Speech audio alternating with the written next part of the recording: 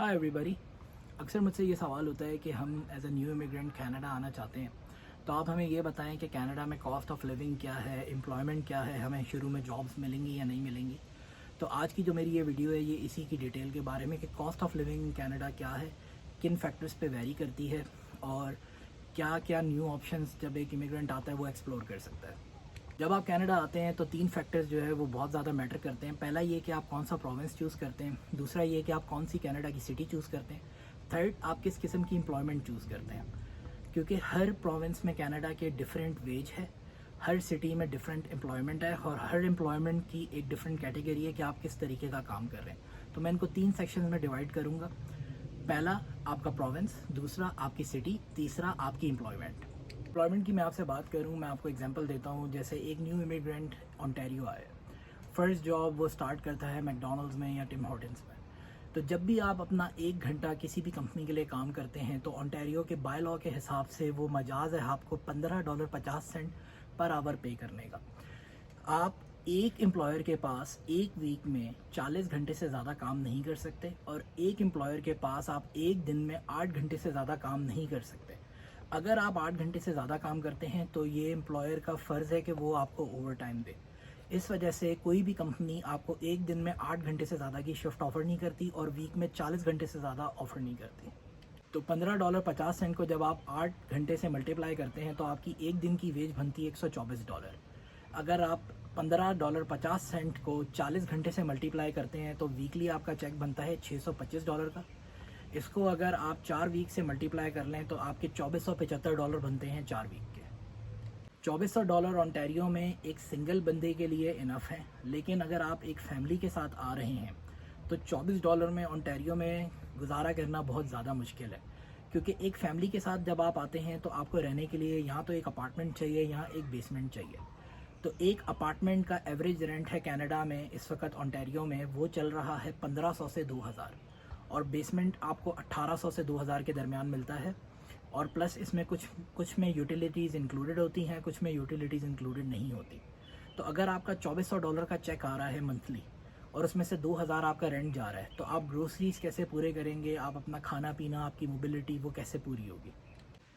As a new immigrant अगर आप family के साथ आ रहे हैं और हस्बैंड एंड वाइफ दोनों अगर काम करते हैं तो दोनों का पे चेक मिला के तकरीबन $5000 का बनेगा मिनिमम वेज से। टैक्सेस काट के आपको मिलेंगे 4500 मंथली। तो 4500 में अगर आपका 2000 बेसमेंट का चला जाता है, $1000 ग्रोसरीज के चले जाते हैं। तो उसके अलावा आप अगर कुछ बाहर डाइन इन करते हैं $1000 आप उसके लगा लें तो मंथ के एंड पे आपके पास $500 बच जाते हैं, जिसमें सर्वाइव करना बहुत मुश्किल है। इसलिए जब आप शुरू में आते हैं तो कोशिश करें कि ऐसी जॉब को प्रेफर करें जो आपको $20 पर आवर, $25 पर आवर या $50 पर आवर तक का पे करें। अब वो किस कैटेगरी में आप अप्लाई करते हैं, आपके क्या स्किल्स हैं, वो आप अपनी पहले से प्लान करके आएँ, पहले से आप अपना एम्प्लॉयमेंट देख कर आएँ। क्योंकि बहुत दफ़ा ऐसा होता है जब आप कनाडा आ जाते हैं फिर आपको रियलिटी खुलती है कि सिर्फ कनाडा आना पॉइंट नहीं है। अगर आप एक ज़िंदगी सक्सेसफुल गुजारना चाहते हैं तो उसके कुछ फैक्टर्स हैं जो आपको देखने बहुत ज़रूरी हैं। आप किस किस्म का काम करते हैं, क्या आप सेविंग करते हैं, आप आगे क्या करना चाहते हैं, इसको पूरी चीज़ को प्लान करें। ज़्यादातर लोगों का यही सवाल होता है कि हम कनाडा आ जाएंगे फिर आके हम देखेंगे कि क्या करें। ऐसे दुनिया नहीं चलती। आप एक प्रॉपर सेट प्लान के साथ आएँ कि ये मेरा प्लान है, ये मैंने एम्प्लॉयमेंट करनी है, इतने मैंने पैसे सेव करने हैं।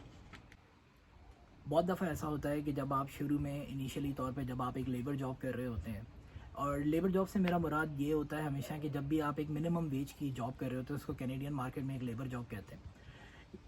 अगर आप 2 एम्प्लॉयर्स के पास काम करें तो फिर आपको दिन में 16 घंटे काम करना पड़ता है, जो कि बहुत रोबोटिक और बहुत हैप्टिक हो जाता है।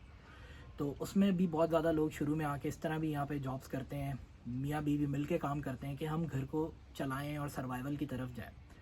तो हमेशा मेरा ना यही सबको एडवाइस होती है कि जब आप कनाडा आने का सोचें तो ये सारे फैक्टर्स देख कर आएँ। इन फैक्टर्स को आप कैसे ओवरकम कर सकते हैं, आप ऐसी सिटीज़ में जाएं जिन सिटीज़ में रेंट कम है, जैसे अल्बर्टा हो गया, जैसे मॉन्ट्रियल हो गया, जैसे विनीपेग हो गया। इन सिटीज़ में रेंटल मार्केट काफ़ी कम है, एम्प्लॉयमेंट भी काफ़ी ज़्यादा है, ओंटारियो से काफ़ी दूर है। लेकिन ये है कि आपके इनिशियली स्टार्ट में आपकी बहुत हेल्प हो जाती है कि जब आप शुरू में जाते हैं रेंट कम होता है, आपके ऊपर कॉस्ट ऑफ लिविंग कम होती है, तो आपके पास सर्वाइवल के ज़्यादा चांस होते हैं। ओंटारियो इस वक्त इन्फ्लेशन हिट होने के बाद, कोविड के बाद से काफ़ी महंगा हो गया है। लास्ट में मेरी यही एडवाइस होगी कि जो भी न्यू इमिग्रेंट्स कनाडा आ रहे हैं वो ये सारे फैक्टर्स देख कर आएँ, प्लस ये कि अपने आप को मेंटली तौर पे रेडी करके आएँ कि आपने यहाँ पर आना है, मेहनत करनी है, क्योंकि कनाडा में अगर आपने सर्वाइव करना है मेहनत बहुत ज़्यादा ज़रूरी है। यहाँ पे हर इंसान काम करता है, 16 साल की एज से लेके 60 साल का बुज़ुर्ग तक यहाँ पे हर बंदे की एक एम्प्लॉयमेंट होती है, वो अपना काम करता है, अपने पैसे बनाता है, यहाँ पे हर बंदा अपने बिल पे करता है। और कनाडा की सबसे ज़्यादा खूबसूरती ये है कि यहाँ पे हर काम की इज़्ज़त है। मैं जब कनाडा में शुरू में आया था, मेरी फ़र्स्ट जॉब कनाडा में मैकडॉनल्ड्स पे थी। मैं पाकिस्तान में पेशे से डेंटिस्ट था, लेकिन यहाँ पर आके मैंने स्टार्ट मैकडॉनल्ड्स से लिया, क्योंकि वो एक वाहिद कंपनी थी जो शुरू में इमिग्रेंट्स को हायर करती है। और मैं बहुत शुक्रगुजार हूँ मैकडॉनल्ड्स कनाडा का कि उन्होंने मुझे ये अपॉर्चुनिटी दी शुरू में। मैंने बहुत कुछ सीखा वहाँ काम करके। और जब आप एक ब्राउन कल्चर से एक वाइट कल्चर में आते हैं तो आपको पता चलता है कि हर काम की यहाँ पर इज़्ज़त है। पाकिस्तान में अगर आप किसी को कहें कि हम मैकडॉनल्ड्स पे काम करते हैं तो वो आपका मजाक उड़ाएगा, या वो आपसे कहेगा कि ऐसी पैसों की क्या आपको तंगी है। यहाँ पर हर इंसान की उस इंसान की इज़्ज़त है जो अपने बिल्स खुद पे करता है, जो खुद काम करता है, जिसको अपने हाथ से काम करना आता है। तो मैं सबको इनकरेज करता हूँ कि ज़रूर आप इस तरफ देखें, एम्प्लॉयमेंट की तरफ। प्लस ये है कि जब भी आप कनाडा का प्लान करें, ये सारे फैक्टर्स को मद्देनज़र रखें कि आप कौन सी सिटी में जाना चाहते हैं। वहाँ जाएंगे तो वहाँ पर आपका लेबर रेट क्या होगा, आप कितने पे चेक बनाएंगे, कितना आपके रेंट में जाएगा, कितना आपकी ग्रोसरीज में जाएगा, और कितने पैसे आप इनिशियली यहाँ पर लेकर आएँ। गवर्नमेंट आपको यही एडवाइस करती है कि जब यहाँ पर आप आएँ, पर पर्सन 10,000 कैनेडियन डॉलर्स आप लेकर आएँ, ताकि शुरू के 3-4 महीने आपको निकालना आसान हो।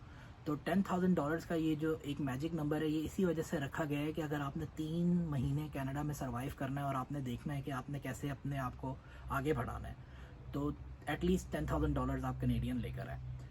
इसके अलावा अगर आप लोग के और कोई सवाल हो, आप ज़रूर कमेंट सेक्शन में पूछ सकते हैं। Thank you so much.